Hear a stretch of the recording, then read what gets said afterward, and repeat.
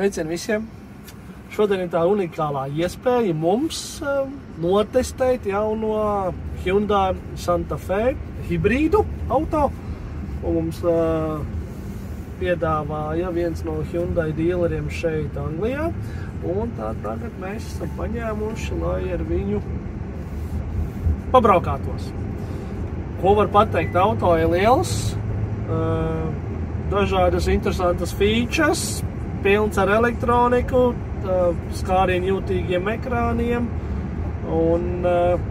bet braukt ir patīkami. Auto ir liels, divas lūkas, melns apdares salons, melni beņķi, mašīna pat arī ir melna, viss tādā Batmana stilā.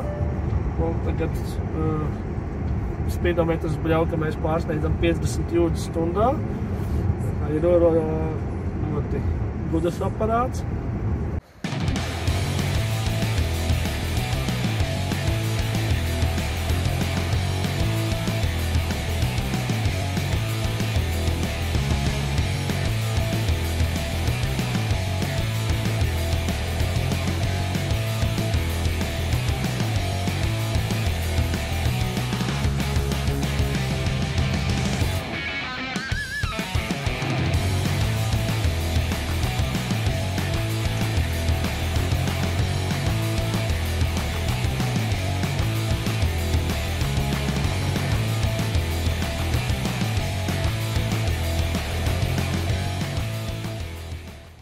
Ļoti skaļš ir ventilators, uzreiz vienkārši piestartējot mašīnu. Nes kāpēc viņš ir uz pilnu klapi, tad nākas te nogriezt ventilātora jaudu. Un šeit mums ir izklaides displejs, kas, manuprāt, ir ļoti... Ja šeit mums displejs ir standarta, kas mums ir ātrums, speedometrs un vispārējais nepieciešamais, šeit aplītī parādās arī sānu kameras, tad šis ir tāds ļoti kas novērš uzmanību no ceļa, un šeit var visu kaut ko mēs varam ielikt. Mums ir, varam pārslēgt uz karti, radio, vispārējais, un jā, tāds. Bet navigātors iznāk ļoti liels, un visu laiku tad jāskatās no ceļa, kas, man liekas, ir bišķi nepareizi. Jo, ja mums mācas, kad jāskatās ir uz ceļa, tad, tas tā. Bet viens pluss ir, pieņemsim, ja mēs nevaram koncentrēties uz mūsu speedometru, kurš ir šeit, zem stūres, tad ir otrs speedometrs, kas šeit no šīs vietas tiek projicēts uz stikla, un braucot mēs redzam, ar kādu ātrumu mēs braucam. Turpat rāda arī, teiksim, zīmes, kādas mums ir ceļā priekšā.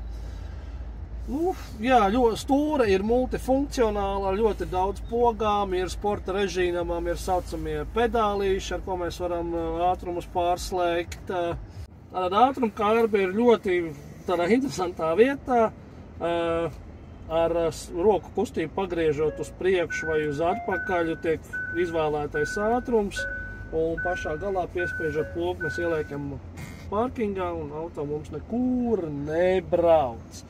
Ventilātori mums ir šeit, tādi maziņi īstenībā, tad mums kaut kas te augšā ir kas vēl te tāds, kaut kas ļoti tāds, panelis šis ir foršs. Te mums ir, kur lietas nolikt un viss tā tālāk, bet kāpēc viņi šeit ir izveidojuši tādu pie kājām kaut kas, teiksim, braucot rokas pat nevar tur tā arī īsti ielikt, tāds, nezinu, tas tāds dīvains projekts mašīnai, bet, mēs varam izvēlēties, kāds no itāru ir, mēs varam izvēlēties krāsu un kaut ko citu, bet šo droši vien mēs nekādīgi nevaram. Te ir 12 vatu piepīpētājs, šoferu pusē, kaimiņu pusē nav. Kas vēl mums ir? Te mums ir maziņš cimdu nodalījums, kurā pat diži cimdus reāli varētu ielikt. Šeit mums ir Santa Fe visa grāmatvedība un vispār vai liela. Apakšā ir vēl viens kaut kāds tāds neliels plautiņš, gan īsti neatceros, kāpēc mums vajag te un te. Tad dīvains tas dīvains ir, bet neko darīt. Diezgan plata tā vidus konsole ir.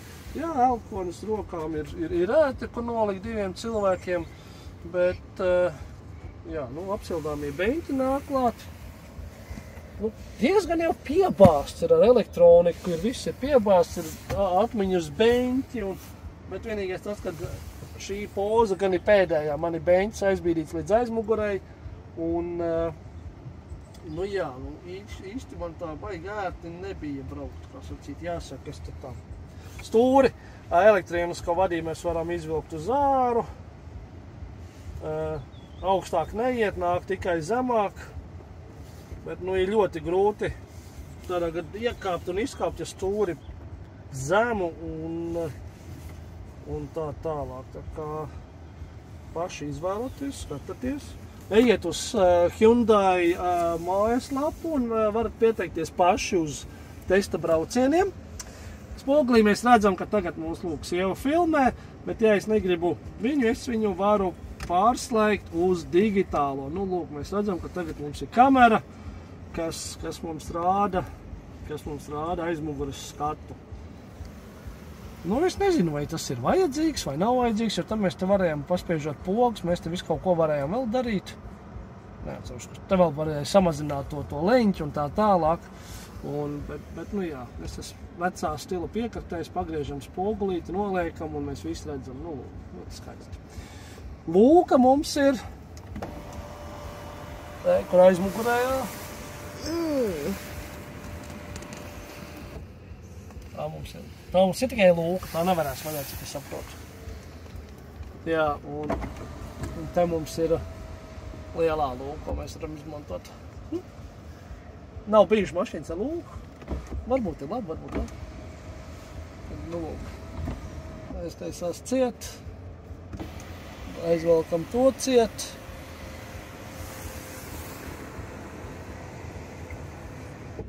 Un šitais mums aiziet manuāli. Mums mašīna ir melna un varam doties ceļā. Lielas mašīnas, diezgan interesants bagāžinieka vāks. Automātiskais. Mēs šeit piespiežam podziņu. Mums viņš atverās. Vietas ir 7 cilvēkiem. Šīs ir aizmugurējie peņķi. Varam nolocīt. Mums ir diezgan liela platība šeit. Aizmugurē mums ir Eiropas pāreja uz pilnu 220 vatiem. Jā, atsevišķs Type-C lādētājs vienā un otrā pusē. Un priekš aizmugures atsevišķi regulējams ir kondicionieris, līdz ar to var pieregulēt grādus, kādus pašiem patīk. Šeit mums ir, te mēs netiekam iekšā, bet te mums ir tā velkamais āķis. Tur mums ir iekšā kaut kas iepakots, netiekam klāt. Bet jā, it kā nekā diži daudz aizmugurē nav. Un, ja mēs gribam braukt lielā ceļojumā, tad bagāžniekam vietas nav. Mēs šeit varam ielikt vienu neliela izmēra somu. Bet, ja mums ir 2 cilvēki, kas grib aizbraukt kaut kur varbūt tās atpūsties, tad vāks ir, no lietus iespējams pasargās, gana mazs īstenībā. Augstu no zemes mēs esam, bet nezinu, kaut kā man nevisai. Bet varētu uztaisīt guļvietu šajā mašīnā, tad mēs nolaižam beņķus, un mēs vēl varam nolaist arī šitos beņķus. Tad mums ir tāda neliela gultiņa, 2 cilvēki, kas brauc. Tad tie var arī šeit arī mašīnā pagulēt. Mūzika ir laba, Bose skaļruņi.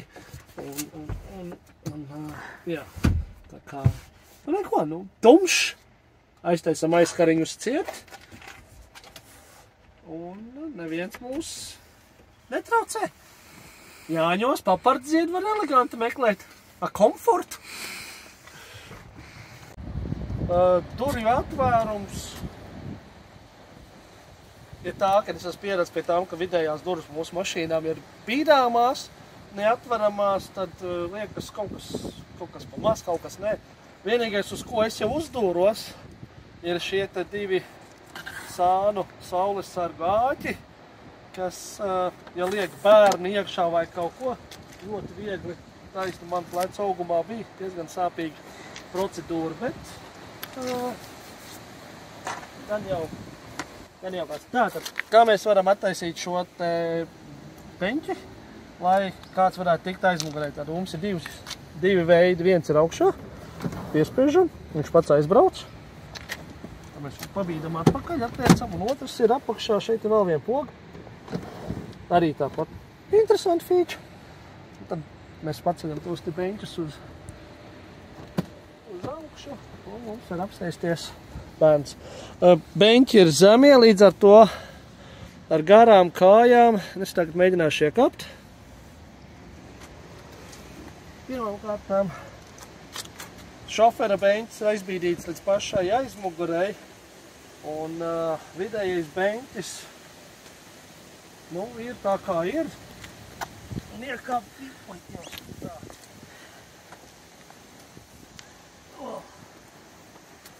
Es pie sava 1,85 m, piedodiet, atvainojiet, šiten nepakam.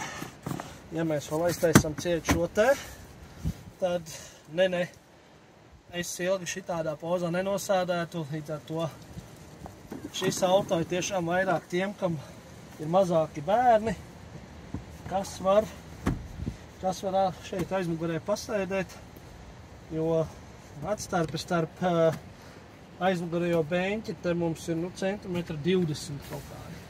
Mēģināsim izkāpt. Tā izkāpjam ārā, aizbīdam beņķi atpakaļ, atliecam. Jā, ko aiztaisīsim ciet bagažnieku. Nevaram jau mēs kā normāli cilvēki pavalkam, visi tagad elektrificēts.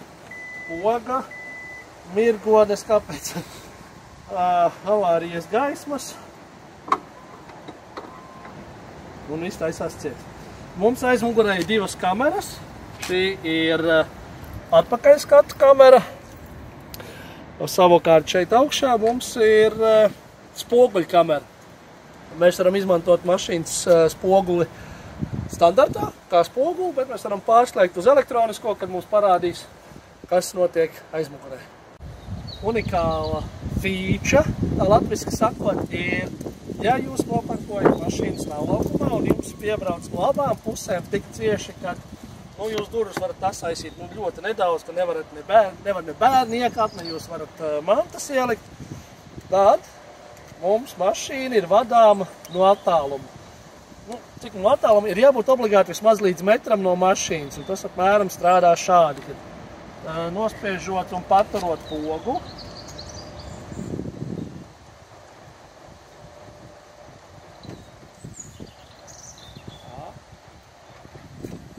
Tātad ieslēdzās mašīna un mašīna pati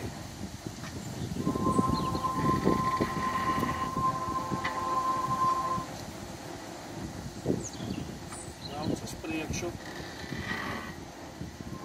Viņa brauc tik ilgi, kamēr mēs paši ejam mašīnai blakus, bet jābūt apmēram metra tūmā, atejam no mašīnas tālāk.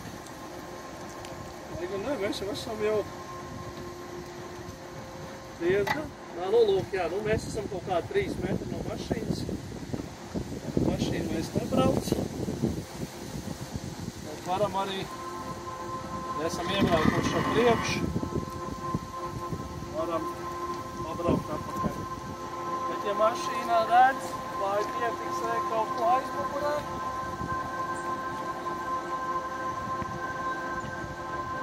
diezgan tūpet apstājās. Kad jūs iegādāsieties šo lielo aparātu, augstuma ziņā mēs redzam, cik viņš ir augsts no zemes ar ļoti lieliem rimbuļiem. Jums līdzi nāks divi nezināmi lidojošu objektu, jo tiešām pulci izskatās kā tādi mazi NLO. Un tātad, kur ir, mēs varam piespiest šo pogu paturēt, tad mums ieslēgsies auto. Ar šīm sāna pogām mēs varam viņu pabraukt uz priekšu uz atpakaļu. Un pārējais atslēgt, aizslēgt, standarta pogas. Un šeit es pieļauju pat kaut kādi interesanti immobilizeri vai kas šitie tādi ir, nezinu. Tā ir tādi interesanti tāds. Bet no auto, jā, mums ir auto liels no ārpuses, bet iekšā es pateikšu, ka vietas nav tik daudz, kā gribētos. Un tagad mēs varam apstīties, kas ir lācītim vēderā.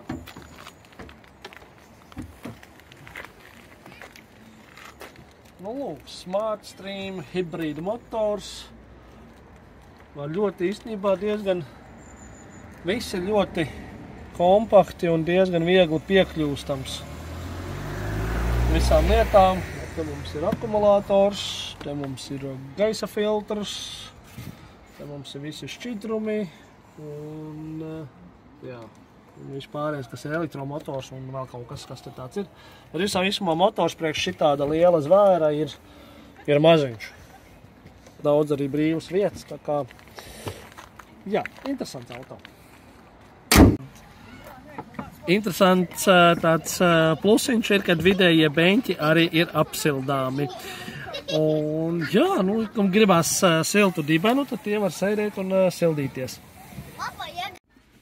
Šī mašīna ir paredzēta tiem, kam ir ļoti daudz dažādu ierīču, viedierīču, kas tiek lādēts ar Type-C lādētājiem, jo mums priekšā ir 2, tad mums ir 2 bezvadu lādētāji, mums lādēšanās ir iespējas šeit, šofera un pasažieru beņķos, kā arī aizmugurē mēs jau rādījām, arī tur vēl ir divas ielādes un uzlādes vietas. Mēs esam gatavi rulēt. Jā, kā ieslēdz mašīnu, tā tas ventilators uz pilnu jaudu laiž. Ņemam un braucam lēnām. Tagad, kamēr stāvam luksusforā, mums rāda, kas mums notiek tur. Un tagad mēs, tā sacīt jāsaka, ieņemsim ātro joslu un izņemsim pagriezienu, paskatīsimies, cik tad ātri šis auto mūs paņem. Lūk, taisni ir, spiežam pedāli grīda, ieslēdzās mums.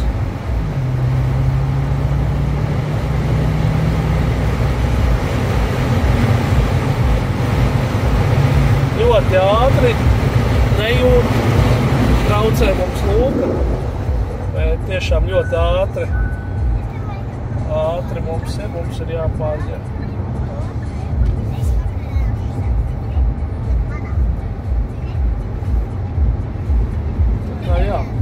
Ātrumu uzņemšanas ziņā ļoti ātri un diezgan ļoti klusi.